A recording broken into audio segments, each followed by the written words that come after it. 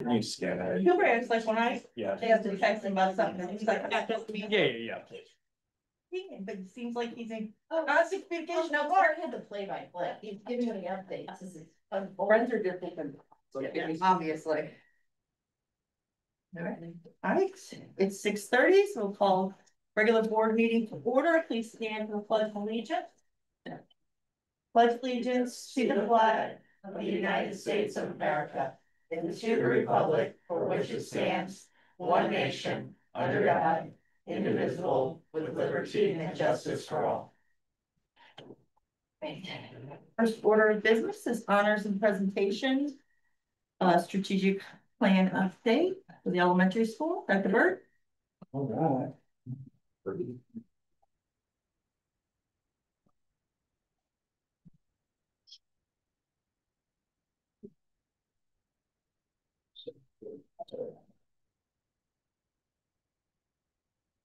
All right, thank you for allowing us to serve as your elementary principals, first and foremost. Appreciate you having us up here to present. It was a great first year for me, and very excited to be a part of this team.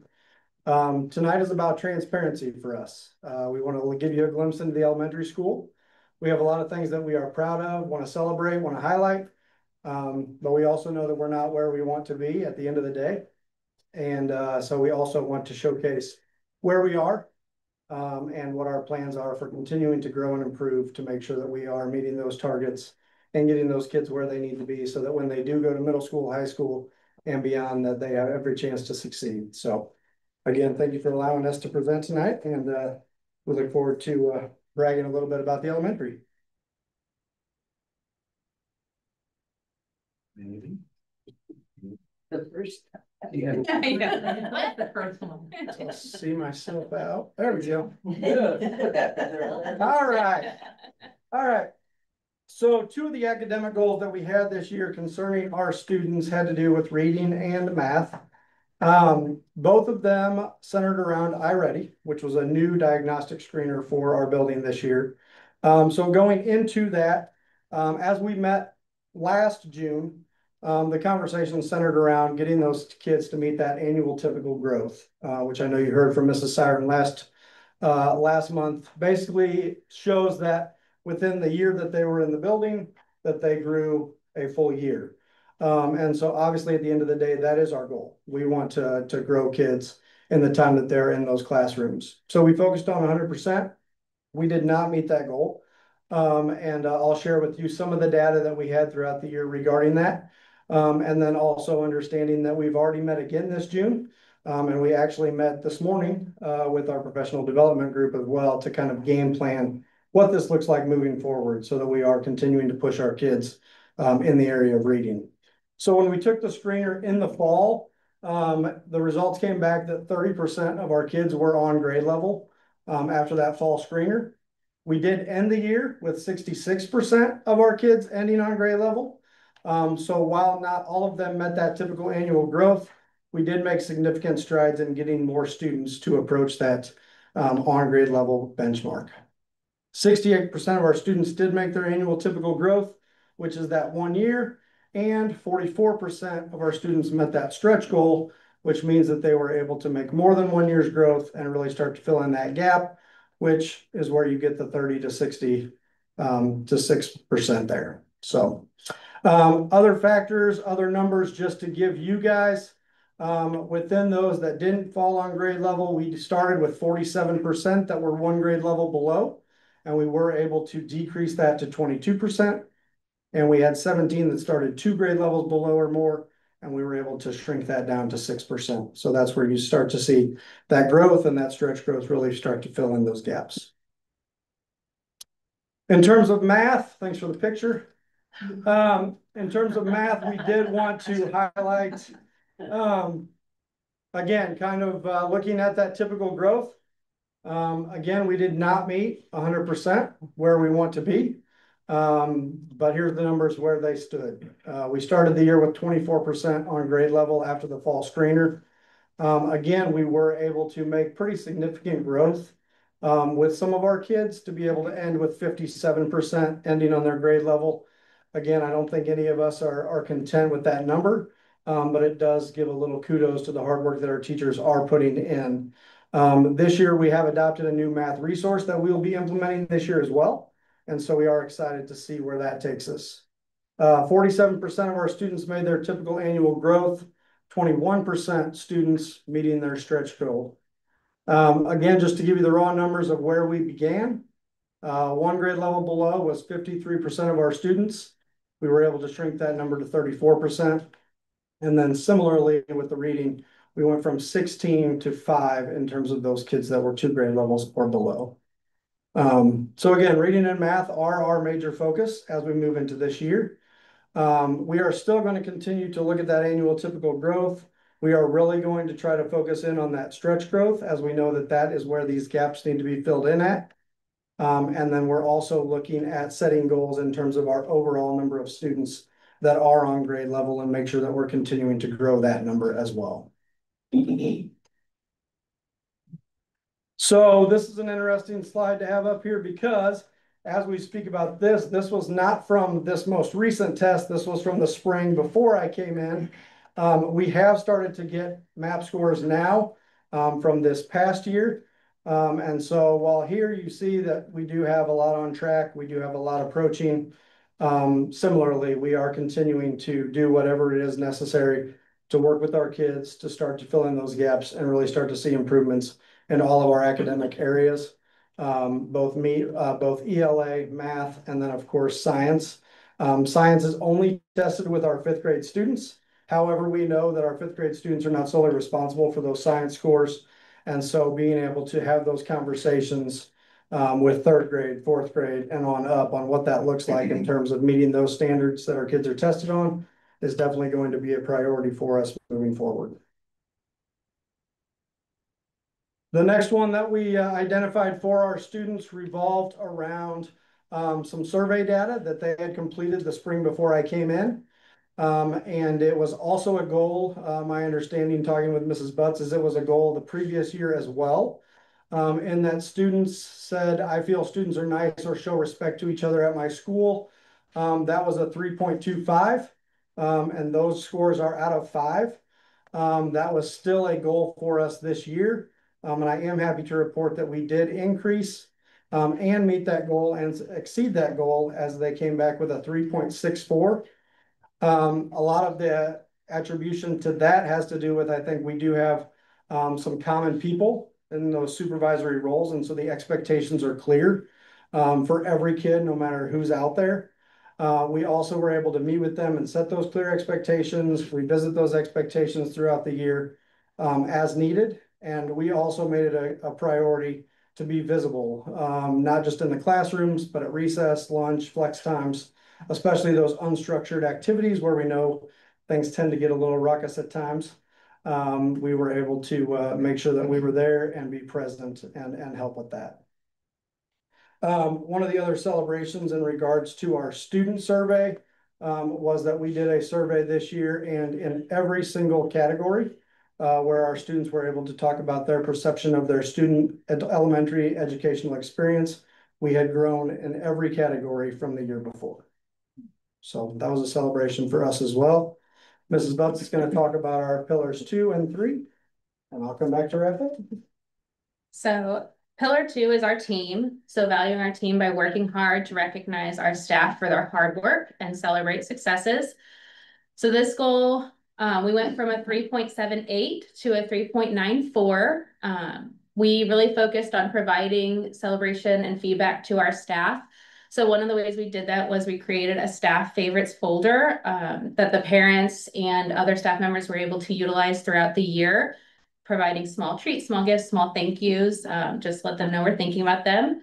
We also utilized staff shout out board throughout the year. So in our staff lounge, we had a board where teachers were able to recognize each other and shout out and celebrate anything that they were doing, from teacher of the year to I saw this great thing in your classroom to I love the way you helped me out with this kid. And then we share those out to the entire staff during our staff meetings. We held Music Monday contests throughout the year where the teachers would guess whose favorite or whose walk-up song it was. They would put in their guesses. Again, just kind of building that sense of culture and climate and community between our staff members. And then we also had 2 teachers recognized for Teacher Proud Tuesday this year. We also want to highlight from the spring 2025 staff survey. I believe my work positively impacts those we serve was a 4.58. And again, that is out of 5. I feel a sense of pride when I tell people where I work was a 4.36.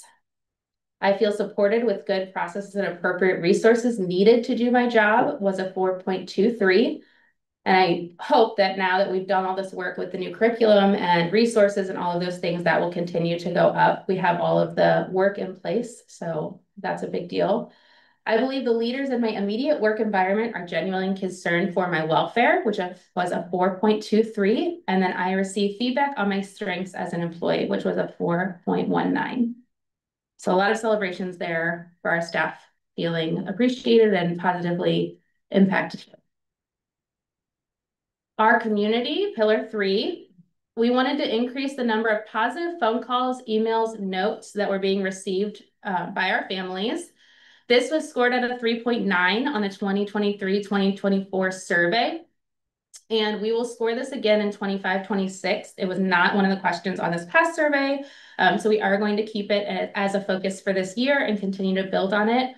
But our goal is to improve that to a 4.15 by the end of this school year. So some of the things we're doing right now is we are having our teachers make positive phone calls with all of the students in the first month of school. We do hot parades, which hopefully some of you have received this year, recognizing our students who have gone above and beyond with the Hawk Way. So these are positive office referrals that the teachers get to write on the students. They get to come to the office. We make a phone call to their parents with the student on the line. We tell them we're celebrating them. This is a positive phone call from the principals. And then they get to sit at the tall table in the cafeteria, which is like the coolest thing ever. You are a celebrity if you get to sit at that tall table, let me tell you. And then they get to pick up nurse. Yeah. You would think they won the lottery with that. And then they get to pick a friend or 2 to sit with them. And then they get a little treat from the office. So we made 274 total phone calls this year. So our teachers wrote 274 positive things about our students that they saw them doing, which is great. Pillar 3, our community. So results from the spring 2025 community survey. Almost 39% of the responses on the community survey was from a parent or guardian within the elementary school or had a student at the elementary school. The community is pleased with our school safety and teacher quality, which was a 4.29. The district wants students to succeed, 4.34. And the school prepares students to be good citizens, which was a 3.99. And again, those are out of 5. Finally, Parents as Teachers program, so our PAT program. We had 25 new families to the program this year. We had 277 family visits completed. So our 2 PAT educators went into 277 or had 277 visits within those families. And we completed 70 screeners. So some of the activities that they hosted were the things that go. Snow Much Fun, yoga and story time at the library, play and learn at the park, the firehouse visit, and then their end of year picnic. So some of the partnerships we have are with the community library, Grand Glaze Library, and our firehouse. So this year we're hoping to expand some of those partnerships and just continue to grow this program. We want students within our community a part of this program and learning. So just kind of focusing and continuing to build that program this year. All right, so moving forward, again, we have a lot of great people, a lot of great families. Valley Park is an amazing place to be. We have a lot of advantages. And for this year, our area is going to be to focus specifically on that academic side of things. We are very fortunate with class sizes, with the teacher quality that we do have, the resources, the curriculum, the instructional coach, obviously Dr. Brown leading the teaching and learning. We have a lot of great things at our disposal. And so for this year, it is going to be continuing to focus on that tier one instruction, specifically in reading and math, because we know that our students are much more capable than what maybe we are sitting at right now. And so that is going to be our main focus for this year. Some of the other goals that we do have regarding our building specifically, though, is we have had pretty good attendance the last 3 years. It's continued to increase. However, of course, the state will give you the ultimate points if you're able to get 90% of your kids here for 90% of the school year. And even though we've continued to improve the last 3 years, we are still sitting at 86% in terms of those kiddos. And so that is going to be a huge focus for us. A lot of that is going to be really just keeping people informed of how much a day of school missed really does impact. And again, if we want to focus on quality tier one instruction, that's great, but we have to have people in the seats to receive that instruction. And so that is going to be a focus for us as well. Our teachers, based on the survey results that we looked at from them, are craving feedback, right? They want to do well. They want to do the best that they know how. And so looking at not only what can Mrs. Butts and myself provide in terms of feedback, but what does that look like when a peer comes into my room, or what does that look like when I go into somebody else's room? How can I encourage them, motivate them, but also take something away that hopefully will impact my own practice? And so increasing the amount of feedback and exposure that our teachers have to seeing other classrooms and hearing from us is going to be a focus area for us as well. And then just continuing to interact positively. I think the advantage at the elementary is that we get to be cute, right? We get to be fun. And we want our kids to enjoy their educational experience and really motivate and instill that love of learning at such an early age that they are motivated to continue to grow academically. And so that starts with us modeling that. What does that look like from a positive connection? We also know that it takes a village, right? And we can't be doing all of this if we're not working together and transparent with our families. And so continuing to connect with them and find ways that we can continue to work to grow little Johnny or Susie is where we want to be.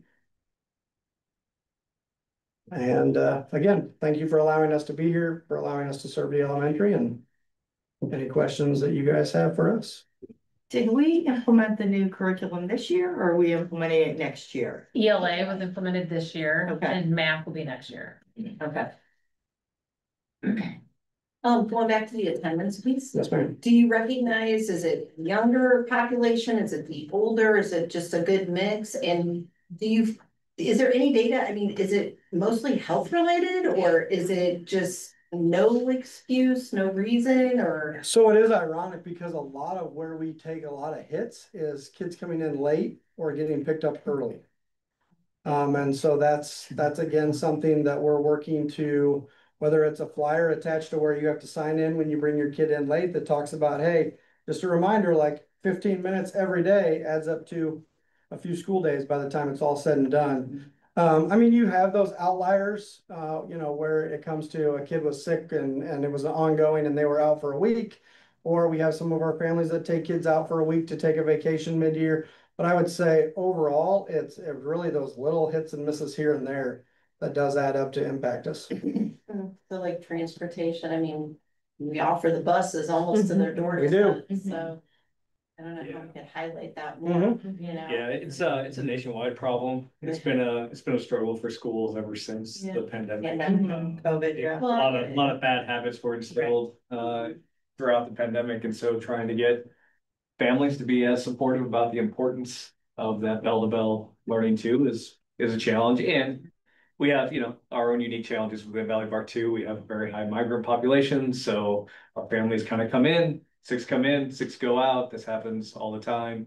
We have families that enroll and unenroll and re-enroll within the school year. So there's just a lot of mobility, homelessness. There's a lot of challenges that our community and our families face. But very few of them are, the health ones we can, for lack of a better term, predict, and we have data on and get communicated with. Well, it's really just the consistency and even instilling in some of our parents. We have a handful of families that love to beat the buses and the teachers out of the parking lot. And so they like to show up 15 minutes before school's out, and then that's one is pulling their kid out, but it's disrupting the learning in the classroom, and so some procedural things that I know Aaron and Kaylee are working on for this year with that too, about how that's going to go, or going to change things a little bit too. When is your fall assessment done? When is it? When? The beginning of the year screener, Yes. we will have it done by September 25th. When was it done this past year? Is it in September? It's within the September? first It's couple those weeks. first couple weeks of August into the first couple weeks of Okay, September. so as soon as the kids come Mhm. back, we Yes. do that, okay. Yes. Yeah, there's always a summer slide that Yeah, gets that's accounted why I into was those a little wondering, bit. is it like, immediately after they come in, or is it later in September when Yeah. they've kind of got? It's usually before any real learning starts to happen, Right. kind of during the time when you're doing the routines and procedures and transitioning them back. Is when it's usually taking. They have place. about 5 weeks to get it done at the beginning of the year. So it's not like in the first week or two, but probably 5 weeks window. But and we do try to get it done early for the simple fact that then our reading interventionist can start to figure out Right, what kiddos yeah, they're no, gonna I start understand. reading. I was just trying to gauge. Yeah. Are we Yes. doing it, 6 Right. weeks into the Yeah. school year? Or are we doing it immediately when they come back? Which Yeah, I would say most of our grade levels after that first week of instilling expectations and rules and procedures, they're jumping right in with that. Okay. Yep. I have a couple comments. One, does the 86%, how does that fit into St. Louis County average for elementary schools? It's actually above the average. Again, attendance is pretty low across the entire state of Missouri, so it's pretty good, and it's pretty consistent with our other two buildings too. We're right around there. Again, Right, but I know elementaries will be different. That's right, yeah. But it exceeds it. It exceeds it. Getting back to the math and reading, Yes, sir. when you talk about the percentages. Yeah. That comes out to 213 kids. That's basically more than half what you have in the building now. When you talk about 34% in math below grade level, and you move the reading to 22%. But when you add that up, you're dealing with 213 kids that are below. I know your goal is 100% at grade level, but do you have a plan for each one of those for math and reading to get to that 100%? Sure, well, and just to clarify the 100%, yeah. I mean, do you have a specific plan? And just to clarify, the 100% that we had was that 100% of the kids would make typical growth. So No, I meaning understand that even if I'm a third grader and I come in on a kindergarten level, I could still make a year's worth of growth. That wouldn't put me on grade level, No, I got. which is ultimately where we Still, would your love goal all was of to our have kids. every student at grade level. Yeah, for Right. sure. Yeah, so We're also rolling out a new math It- curriculum. it still comes like to, those holds, correct? you gotta deal with Forward. half of your building. Yeah. Right, so that's a huge task. Which I think, Anyone, yeah. I'm just saying, do you have a plan for that? Yeah, which is why our goal is really focusing on that tier 1 instruction, because when you're talking about such a large number of kiddos, like that's not a small group intervention that you Oh, can no. pull aside. It's a whole group instructional practice. And I think that's where the new adoption of ELA resource comes in. That's where the new math resource comes in this year. We saw a need for filling in a lot of these gaps, and they're huge gaps.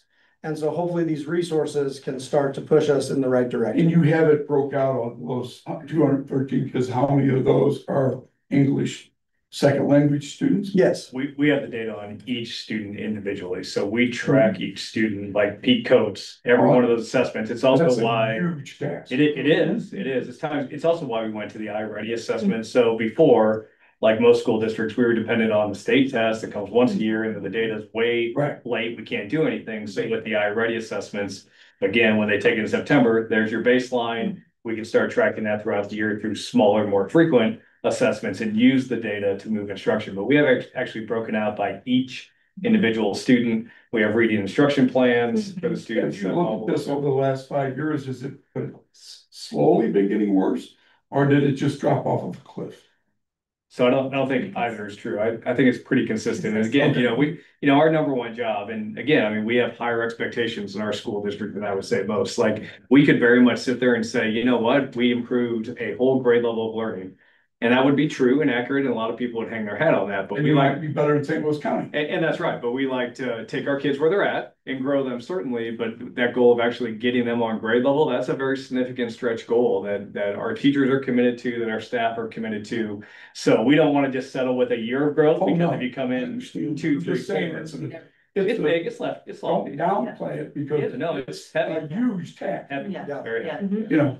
When do we start you? I'm sorry. Go I was ahead, just please. gonna ask, does iReady give you, like, as, if you get a report on each student, does it tell you the exact standards that are missing for that student? Yes. So that you Yes. can, It's more individualized. so it's more. Yep, it'll break it down to tell you exactly which key areas they're really struggling in or what's bringing that score down. And then we're addressing those. Yeah. And we'll also We- come up with interventions and Yes. strategies that will be helpful. When did we start using, I'm sorry, go Go ahead. ahead. You finish, I was gonna and then say, I'll we've been ask. plugging it in and looking at the domains and the standards and finding where at certain grade levels, is there a dip at a domain? Like, do we need to look at the standards and maybe hit those a little bit more specifically at a certain grade level? Or, so all of that work is happening and we're gonna use that data to then drive kind of what we do.